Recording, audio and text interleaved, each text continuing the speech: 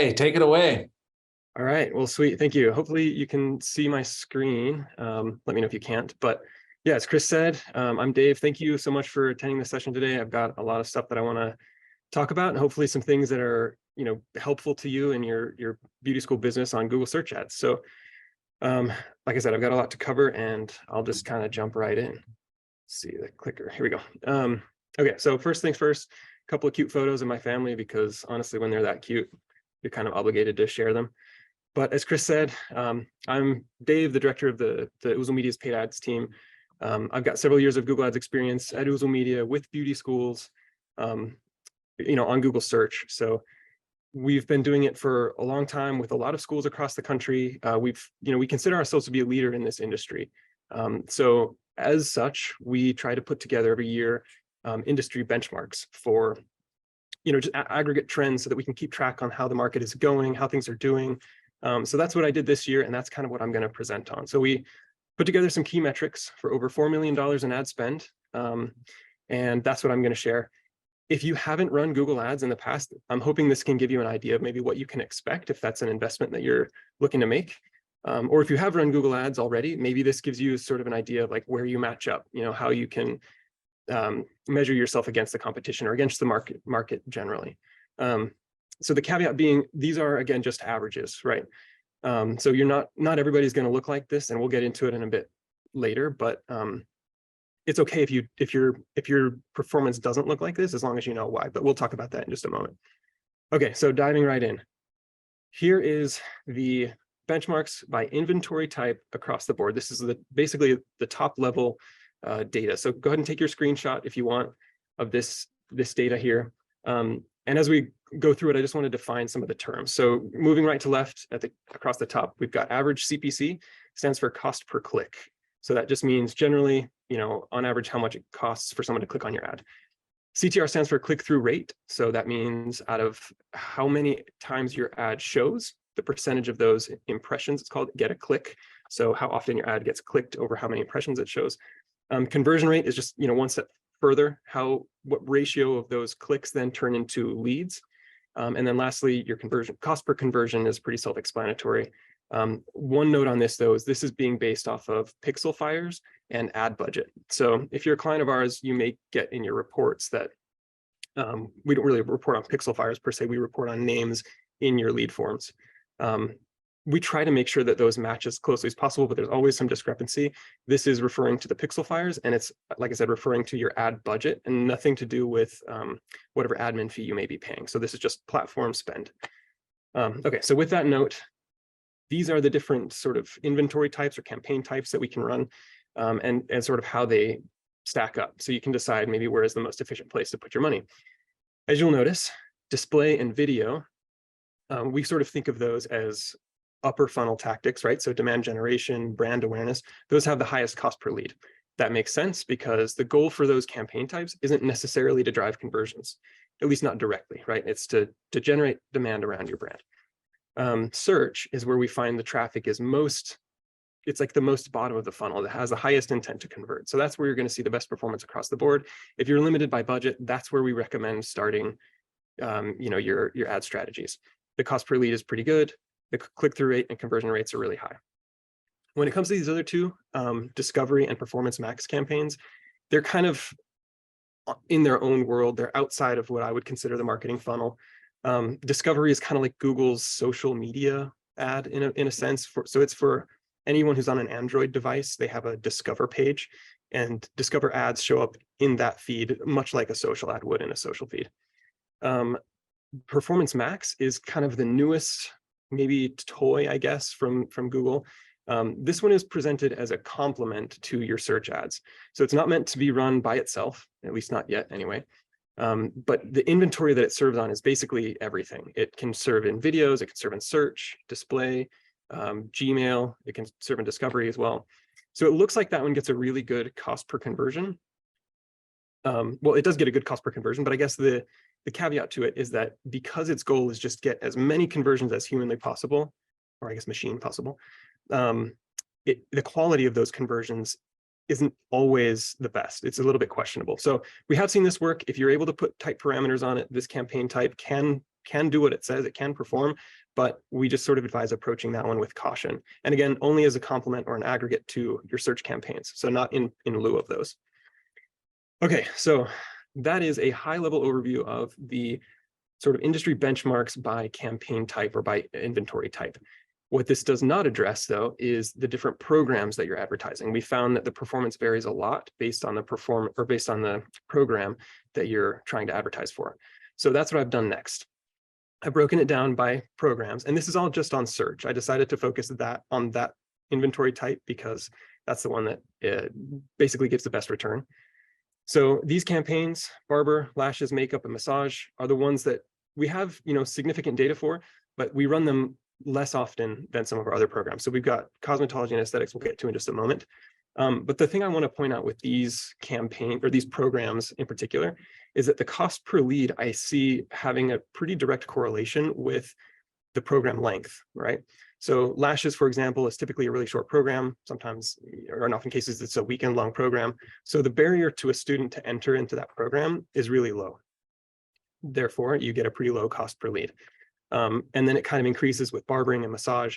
I would say the makeup is the outlier here. And that's because I think we have a lot of clients who are running makeup terms, but for their either cosmetology or aesthetics program. So the little mismatch in terminology there, I think, is what drives the cost per lead up in that case.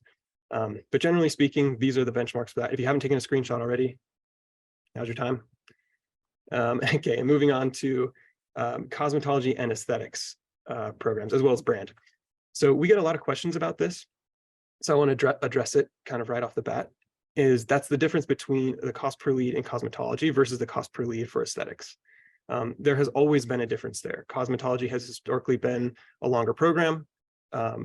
It has typically cost more for the student. And so I think those are the barriers that, like I was mentioning before, lead to that higher cost per lead. I would say that in recent years, that gap has maybe widened even a little bit because, as the economy goes, as inflation, you can consider it part of inflation, our cost per click, our cost per lead is steadily increasing year over year. That's just the way the industry travels. However, for aesthetics, I feel like it's remained pretty consistent. And I think that's because at the same time, skincare has gotten kind of more trendy in the market space generally. So there's a lot of interest that has grown in the aesthetics realm, which I think has, like I said, maybe widened that gap a little bit between the cost per lead of those two programs. Third, I put the brand campaign up here as well, so you can see how that performs. This is a pretty standard kind of best practice that we do for a lot of our accounts. The reason for it, there are a lot of reasons for it really, but one of which is it's going to lead to or lend to your brand authority, right? So if somebody searches your name and they see your organic result on the page as well as a paid result, it's just going to take up more of that search results page, push any potential competition out of the way, and make sure that there are no distractions for somebody who wants to show up on your website. Another thing is that you might have competitors who are bidding on your name as a keyword. And if you're doing that yourself, you're going to win those competitions and basically keep your competitors off your back, right?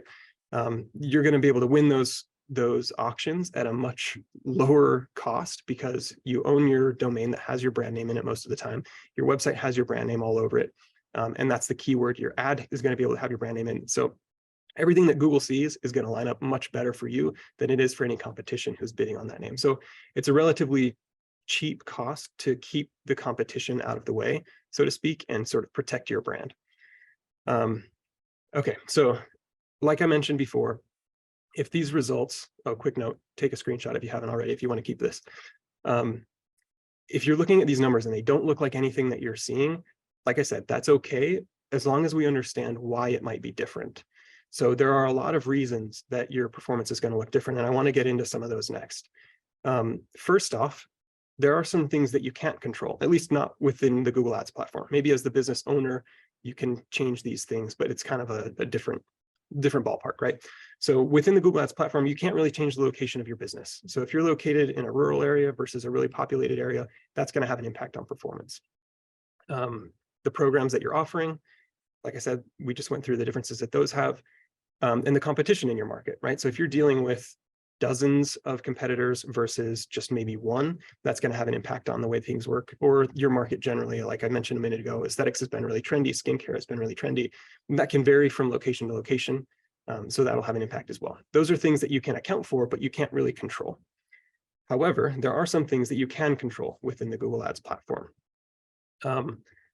This is your budget, for example. We've noticed that schools that have sort of smaller budgets tend to get a slightly lower cost per lead overall. And I think that's because Google is trying to be as efficient as possible with the budget that you've got, right? So it's basically getting kind of the lowest hanging fruit conversions.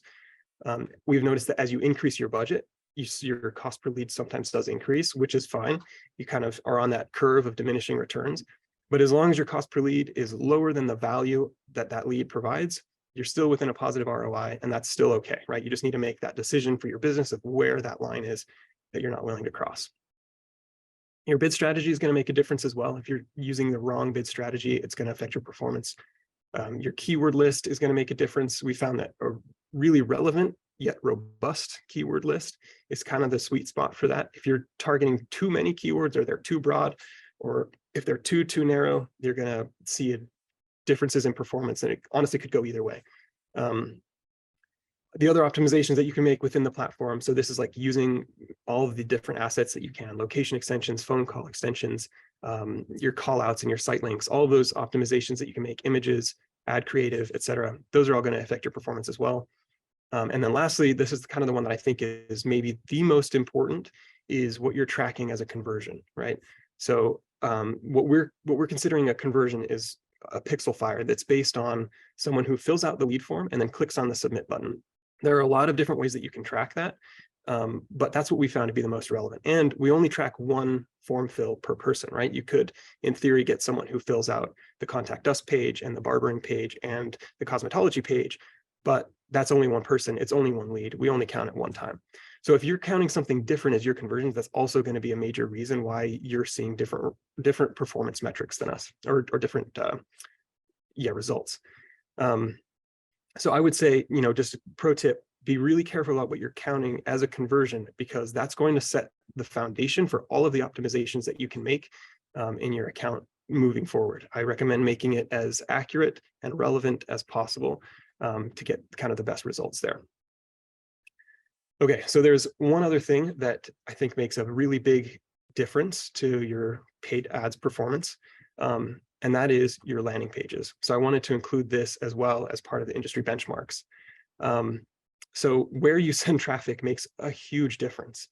Landing pages are, generally optimized for conversion rates, right? They reduce friction for the user. They make it really clear what the user is supposed to do once they get there, whether that's to call a phone number or to fill out a form. It's very specific on the page of what they need to do, and that leads to an increased rate of conversions. In fact, we'll just jump into the data, I guess. What we found, I pulled the data for all of the Ouzo landing pages that we run traffic to versus any other place, basically on average. So any website page, program page, home page, whatever it might be on your website versus a dedicated landing page. And the results are pretty insane. It's 161.5% increase of your conversion rate if you're running to a landing page, and subsequently a much lower cost per conversion, right? So imagine if you've got a fixed ad budget and you're sending all this traffic to your homepage or to a program page, and you're getting around a 4% conversion rate, and then you were to switch that same traffic to a landing page, you're going to increase your conversions, by a very wide margin. And you're going to see that difference in your cost per lead, and you're going to see that, when your phone is ringing in your admissions office. So huge kind of highlight or plug for landing pages here. They make a massive difference. There's a little anecdote I've got as well. We had one client who was maybe a little bit less than stoked on their landing page performance, and they decided they wanted to try running ads to their website, their program page on their website. So we did that. We ran an A/B test. We experimented between the two, and we found that in this case, the website actually did win out a little bit. The performance increased or improved a little bit when we switched from the landing page to the website. Side note, this was a website that Ouzo built. But that was unusual for us. So we decided to take a look at the elements of the web page that maybe were different than the landing page, and applied those differences. They happened to be, I think, the content that was on the page. We applied those differences to the landing page, updated the landing page, and decided to run the test again. So this is the second time. They've already improved performance once, and then we split it again. and found after that experiment ran for a little while that the performance improved again. And that's what this is showing here. So this is from the website back to the landing page the second time. So remember, this is already improved once after sending it to the website, and then sending it back to the landing page improved again from the cost per conversion around $60 to just under 50, and a conversion rate from about 6.5% to over 7%. So marginal differences, yes, but it kind of is again, another highlight or shout out to continual A/B testing, continual experimentation, and maybe a little bit of a plug for working with an agency that specializes in this industry, right? Because we were able to take the learnings that we had from this experiment and apply it to our landing page template moving forward, so that all of the clients, that are getting landing pages from us now have that additional learning in that landing page. So kind of a cool thing here that we were able to learn from this little case study. And the importance of landing pages generally. So yeah, that's pretty much it from me. Here's this first slide again. If you didn't catch a screenshot of it, feel free to do that now. And here's my email at the bottom. If you want to talk about your performance, if it doesn't look anything like this, or if it looks, maybe close, but you want to know why it's not feeling the same, feel free to email me. I'm happy to talk about it, happy to dig in and go over, what those differences are. So again, thank you for your attention. Thank you for participating in this presentation today. And yeah, that's it for me. Hey, Dave, stick around for a second. We got a question. Landing pages versus website pages. What's the difference? Yeah, so landing pages typically are built sort of as separate from your website, right? They're not something that you can necessarily navigate to from your website. And oftentimes they don't have a navigation bar at the top. They don't really have any distractions, is kind of how I like to think about it. So they're reducing friction for the user who gets to that page. They have exactly the content that they're looking for because it's related to the keyword and the ad that they clicked on. And then the call to action, whether that's to fill out a form or to phone a number, is very, very clear and very prominent on that page. It's usually, we call it above the fold. We're going to have a presentation a little bit later today that talks about conversion rate optimization and websites. It's also applicable to landing pages. So there's going to be some good info in that as well. But yeah, those landing pages just they streamline the process for folks who want to, fill out a form basically. Got it. Yeah. And just to add to that, like your landing page isn't going to look like, your normal website where you can see the menu at the top. It's, you get on there, you can either become a lead or leave the page. Right. Yep. Okay. Steiner, awesome stuff. We really appreciate you and the team and just these great results. And I mean, it's just nice to know if you're a school, like, hey, how do I compare, with other schools? So this is really good data. Thank you so much. Awesome. Yeah, you bet.